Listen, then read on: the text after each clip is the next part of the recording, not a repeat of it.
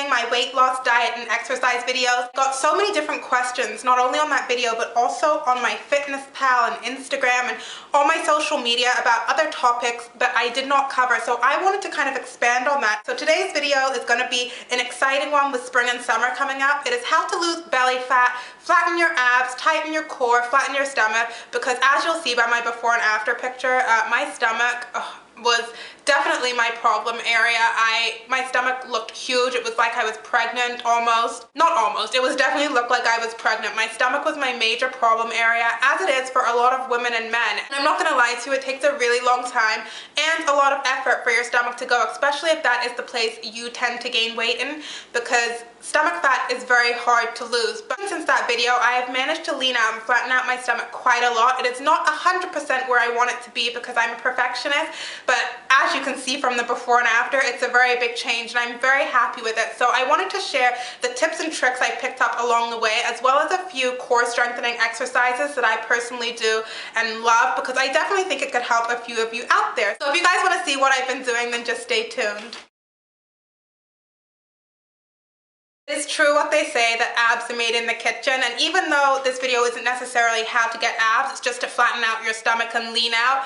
Definitely diet is one of the most important things, maybe 70-30. Wish I could say that you could lose your belly fat and tone up and eat a semi-non-clean diet, but that just isn't the case. This is the one time that you have to be pretty vigilant on your diet and eat as clean as you can. You want to be eating a high fiber diet. You really want to make sure you're eating all your vegetables and a lot of fruits and just food that has fiber in it, whole grain foods. You also want to make sure you're eating healthy fats like avocados and nuts, and also a lot of protein. It's important to get all your fiber, because if you don't have enough fiber, TMI, you will probably get constipation, and when you don't have enough fiber, your stomach bloats out and you will have the appearance of having a fatter stomach or a more bloated, round, distended stomach than you actually do. So you need to make sure you're getting your fiber intake so that you can digest your food properly, so that you're on a regular toilet schedule as well.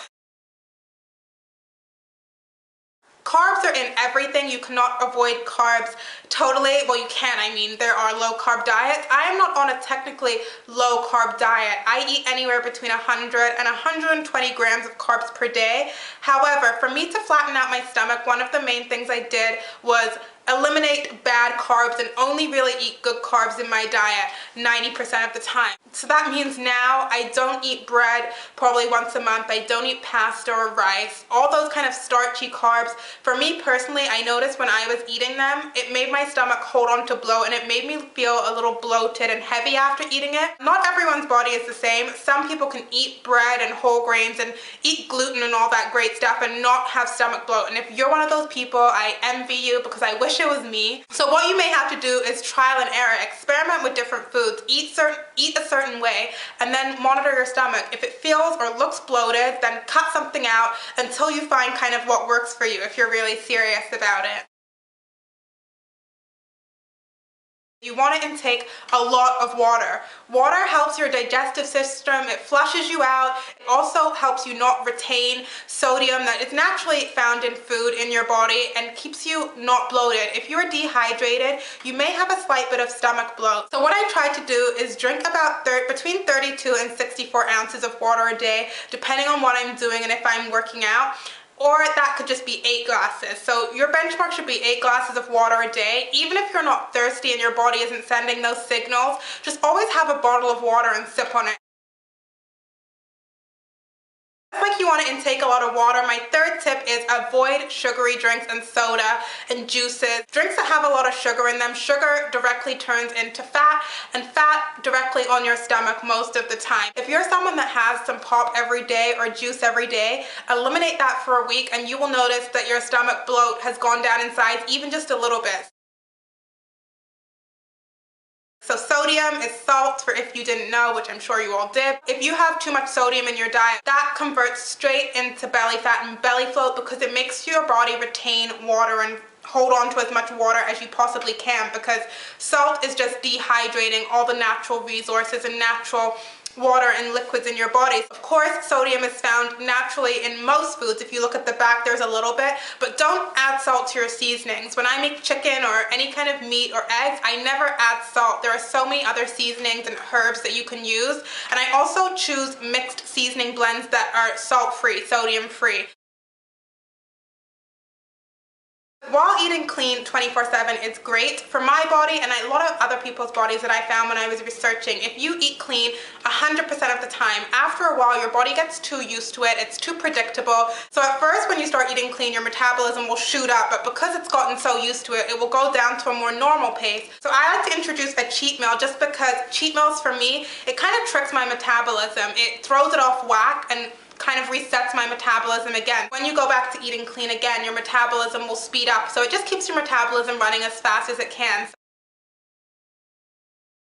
You can do as many ab exercises as you like, but if you do have a layer of fat on your stomach, your abs are never going to show through. So you really need to work on dropping overall body fat in order to lean out your stomach. Do your high intensity interval training that I spoke about in my weight loss video, or just run at a constant speed at the treadmill, anything to get your heart up. Do the Stairmaster, do the elliptical, do the stationary bike. High intensity interval training is the best thing in my opinion for fat loss. I can vouch for it. It's what I've been doing for the last 6 months and I love it. I've seen great results with it. But anything that's going to elevate your heart rate, get your heart pumping, get you to sweat a little bit. Doing these toning exercises now will only expedite the process in the long run. Also, even if you start toning your stomach and your abs underneath and you have a layer of fat, your core will be a lot tighter, so you'll notice you'll have the appearance of a smaller stomach. Even if you do still have fat on your stomach will be held tighter because your core and your abs are all like compressed a little bit tighter. So in addition to what I do in the gym, I'm going to show you 6 at-home ab workouts that really work. I do these every day and it takes about 20 minutes. They're killer, but you'll notice a difference for sure. The first exercise, you want to lie flat on the ground, engage your abs, and then bring your legs and arms and abs up together while keeping them tight in a V-sit. I do 30 of these. If you're really flexible, you can do it with straight knees, but just make sure you keep your abs tight. The second exercise is the same principle, but you want to alternate your legs in a scissor motion and also keep your shoulders off the ground the entire time. Number 3 are dish rockers, which is pretty self-explanatory. I hold my body in a dish position, keeping my abs and core engaged, and then I rock back and forth 30 times, keeping my arms at my side, but when you get more proficient, you can put them above your head for extra workout. The fourth exercise are your standard bicycle crunches. These are great for your obliques, going side to side, keeping my abs engaged while cycling my legs in a bicycle motion. I love number 5, Pilates rockers. I put my legs at a 90-degree angle, engage my abs, and keeping my back rounded and shoulders off the ground at all times, I rock back and forth, using my abs to pull me up and rock myself, pushing my shoulders forward, but making sure my back doesn't touch the ground. I do these 30 times in 2 sets of them. The next workout is your basic elevated plank. I find a surface where I can put my feet and I just get into the plank position, keeping my butt and my back in line, squeezing my butt muscles and my ab muscles. The basic plank is an amazing workout for your full body and core, and I hold it for a minute. I then do the same thing on my side. This one's a little different. You want to push up through your hip and the shoulder that is raised in the air and push down through your supporting arm on the ground. Again, squeezing your butt, leg muscles, and your ab muscles because this is not only an ab workout, but kind of a full body, full core workout. So I hold this for a minute, and then I also do the same thing on the other side, just showing you because you want to get both obliques and abs and sides targeted. I then also do it on my back, so I elevate my feet, lie on my back, push up through my shoulders, and you want to squeeze your butt muscles and pull up through your hips. Again, of course you're squeezing your ab and core because you'll feel this all through your body, and hold for 1 minute again.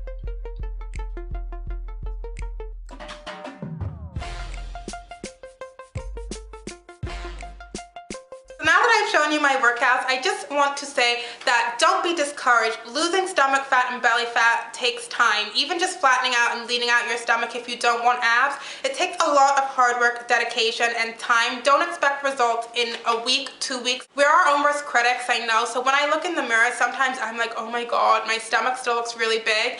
But what you could do is also take measurements of yourself, even weekly measurements, because You may not see in the mirror that you're losing your stomach fat because, again, we're our own worst critics and we see things worse than other people may see, but you may actually be losing inches in your waist and your stomach. So that should also motivate you and spur you on. So yeah, those are my greatest tips for losing belly fat. If you're gonna try anything, please leave in the comments below what you have tried. Also, if you have any other tips for people that I didn't mention here, because like I said, I'm not a professional. So leave what's worked for you. Remember, again, the tips that I've given you are just things that are tried and tested by me that have definitely worked for me. So if I can just at least help one person again, that would be great. I hope you guys enjoyed this video and found it helpful, and I will talk to you guys very soon. I'll be back with a beauty video later in the week.